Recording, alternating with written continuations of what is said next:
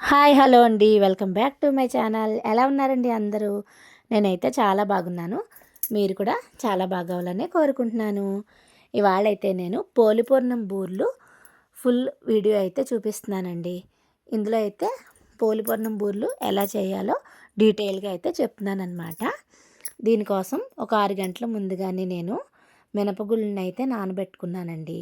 ఒక గ్లాస్ మినపగుళ్ళకి 3 గ్లాసులు బియ్యం అయితే వేసి శుభ్రంగా కడిగేసుకుని నానబెట్టేసుకున్నాను. వాటిని అయితే ఒకసారి కడిగేసుకుని గ్రైండర్లో వేసుకున్నానండి. చూసారా, ఇది బాగా మెత్తగా నలగాలన్నమాట. ఈ బూరెల తోపుకైతే రేషన్ బియ్యం వేసుకుంటేనే చాలా బాగుంటాయండి, మంచి బియ్యం కన్నా. ఇదిగోండి, ఇదైతే మెత్తగా నలిగిపోయింది కాటికిలాగా. దీన్ని అయితే గిన్నెలోకి తీసేసుకుంటున్నాను అనమాట. మనం పూర్ణం ప్రిపేర్ చేసుకోవడం కోసం ముందుగానే ఒక 3 గంటల ముందు ఒక 3 గ్లాసుల పెసరపప్పునైతే నానబెట్టేసుకుని అది శుభ్రంగా కడిగేసుకుని అది గ్రైండర్లో వేసేసుకున్నాను. ఈ గ్రైండర్లో వేసుకున్న బ్యాటర్ని అయితే ఇలా ఇడ్లీల్లో అయితే వేసేసుకున్నానండి. ఇది వీడియో తీయలేదు. ఇప్పుడు ఇడ్లీలు చల్లారిపోయాయి. వీటిని అయితే ఒక పళ్ళెంలోకి అయితే తీసేస్తున్నాను. ఈ తీసేసిన ఇడ్లీలన్నీ 4 ముక్కల కింద చేసుకుని పక్కన పెట్టేసుకోవాలి. మొత్తం ఇడ్లీలన్నీ ఇలా ముక్కలు చేసేసుకుని పెట్టేసుకున్న తర్వాత వీటిని అయితే ఒక మిక్సీ జార్లోకి అయితే వేసుకోవాలండి. కొంచెం కొంచెంగా వేసుకుని ఈ ఇడ్లీ ముక్కలన్నీ మనం పౌడర్ లాగా అయితే చేసుకోవాలి. చూసారా, ఇలా నిండుగా వేయకుండా కొంచెం కొంచెంగా వేసుకుంటే మనకి పొడి పొడిగా అయితే పూర్ణం వచ్చేస్తుందండి. ఇప్పుడు ఇది 3 గ్లాసుల పప్పు అని చెప్పాను కదా, గ్లాసుకి 2 గ్లాసుల చొప్పున అయితే పంచదార వేసుకుంటున్నాను నేను. స్వీట్ ఎక్కువ తినేవాళ్ళు ఇంకో అర గ్లాస్ ఎక్కువ వేసుకోవచ్చు, తక్కువ తినేవాళ్ళు ఒక అర గ్లాస్ తగ్గించుకున్నా కూడా ఏం పర్వాలేదండి. ఇప్పుడు ఈ పంచదార వేసుకుని ఈ పూర్ణాన్ని అయితే బాగా కలిపేసుకోవాలండి. ఇది మనం కలపడాన్ని బట్టే ఉండ బాగా అవుతుందన్నమాట. ఇలా బాగా మొత్తం అంతా కలిపేసుకుని ఇలా అద్ది పెట్టేస్తే పంచదారలోంచి తడి వస్తుందండి. అప్పుడు మనకి ఉండ ఈజీగా అవుతుందన్నమాట.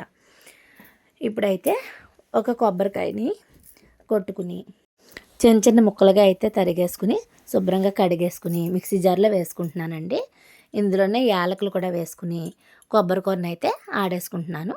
ఈ కొబ్బరి కొన్ను కూడా ఈ బూర్లు పూర్ణంలో వేసేసుకుని ఒకసారి బాగా అంతా కలిపేసుకుని పంచదార కరిగిపోయే వరకు బాగా కలిపేసుకోవాలండి. ఇప్పుడైతే ఉండలు చుట్టేసుకుంటే మనకి పూర్ణ ఉండలు అయితే రెడీ అయిపోతాయండి. చూసారా, ఇలా మనం కొలతలు పర్ఫెక్ట్గా వేస్తే ఉండలు అయితే పర్ఫెక్ట్గా వచ్చేస్తాయి అన్నమాట. అదిగో ఇలా అన్నమాట. ఇప్పుడు ఈ ఉండలన్నీ చేసేసుకుని పక్కన పెట్టేసుకోవాలండి. ఎప్పుడు శనగపప్పు బూర్లు నార్మల్ బూర్లు చేసుకునే వాళ్ళు ఈసారి ఇలా పూర్ణం బూర్లు అయితే ట్రై చేయండి. మీకు ఎలా కుదిరాయో నాకైతే కామెంట్ సెక్షన్లో తెలియచేయండి ఫ్రెండ్స్. ఇప్పుడైతే ఉండలన్నీ చేసుకుని పక్కన పెట్టేసుకున్నాను అనమాట. ఇప్పుడు డీప్ ఫ్రైకి సరిపడినంత ఆయిల్ని అయితే ఒక కడాయిలో వేసుకుంటున్నానండి. ఆ కడాయిని స్టవ్ మీద పెట్టుకుని ఆయిల్ అంతా వేసుకున్న తర్వాత ఇప్పుడైతే స్టవ్ ఆన్ చేసుకుంటున్నాను. ఇప్పుడు ఆయిల్ హీట్ ఎక్కాలి. ఆయిల్ హీట్ ఎక్కిన తర్వాత మనం ముందుగా గ్రైండ్ చేసి పెట్టుకున్న బూరెల తోపు ఉంది కదా, అందులో ఒక స్పూన్ అయితే బెల్లం పొడి, సరిపడినంత సాల్ట్ వేసుకుని ఈ తోపునైతే బాగా కలిపేసుకోవాలన్నమాట అండి. చూసారా, ఇలా కలిపేసుకుంటే మనకి ఆ సాల్టు బెల్లం పొడి అయితే బాగా కలిసిపోతుంది. బెల్లం పొడి వేయడం వల్ల అయితే బూరెలు తెల్లగా లేకుండా రెడ్ కలర్లో అయితే వస్తాయండి. ఇప్పుడు ఈ పూర్ణం ఉండల్ని మనం కలిపి పెట్టుకున్న బ్యాటర్లో అయితే డిప్ చేసేసి డీప్ ఫ్రైలో ఆయిల్లో వేసేసుకుని వేయించేసుకోవడమే అండి. చూసారా, ఇలా ఒకటొకటి టర్న్ చేసుకుంటూ గోల్డెన్ బ్రౌన్ కలర్లోకి వచ్చే వరకు కొంచెం మీడియంలో అయితే పెట్టుకోవాలి స్టవ్. అలా వేయించుకుంటే మనకి కరకరలాడే బూరెలు అయితే రెడీ అయిపోతాయండి. మా ఇంట్లో అయితే ఈ పూర్ణం బూరెలు అందరికీ చాలా అంటే చాలా ఇష్టం అండి. మీలో ఎంతమందికి ఈ పూర్ణం బూరెలు ఇష్టమో, ఎంతమంది చేసుకుంటారో నాకైతే కామెంట్ సెక్షన్లో తెలియచేయండి ఫ్రెండ్స్.